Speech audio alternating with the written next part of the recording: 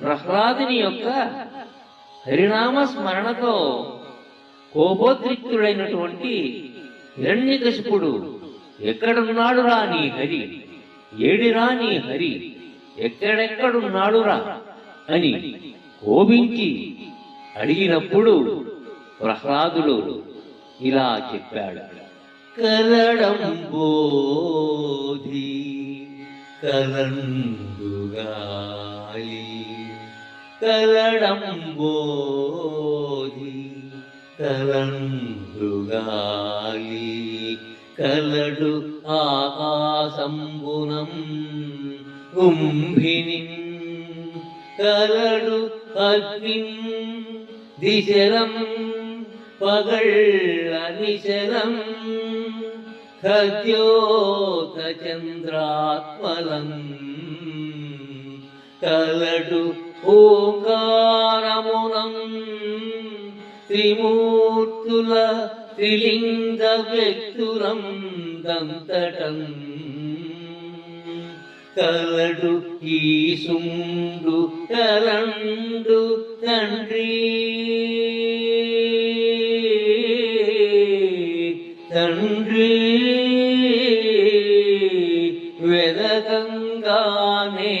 వెదకంగానేల నీయాయడం, తండ్రి వెదకంగానేల ఈయాయడం, కలడంబోధి కలండుగాలి, కలడాకాశమునం గుంభినిం, కలడు అగ్నిం దిశలం భగళ్ళ నిశలం, ఖద్యోత చంద్రాత్మలం, కలడు ఓంకారమునం త్రిమూర్తుల త్రిలింగ వ్యక్తులం దంతటం, కలడు ఈశుండు కలండు తండ్రి వెతకంగానేల నీయాయడం, తండ్రి వెతకంగానేల నీయాయడం. శ్రీ మహావిష్ణువు సముద్రంలో ఉన్నాడు, గాలిలో ఉన్నాడు, ఆకాశంలో ఉన్నాడు, భూమిపై ఉన్నాడు, అగ్నిలో, దిక్కులయందు, పగళ్లయందు, రాత్రులయందు, సూర్యచంద్రులలో, ఆత్మలో కూడా ఉన్నాడు.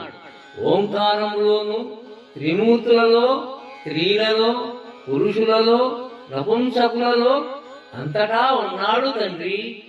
అక్కడ ఇక్కడ అని వెతకడం ఎందుకు అని ప్రహ్లాదుడు తన తండ్రితో చెప్పాడు. భక్తుడైన వాడికి పరమాత్మ దర్శనం నిరంతరము లభిస్తుంది.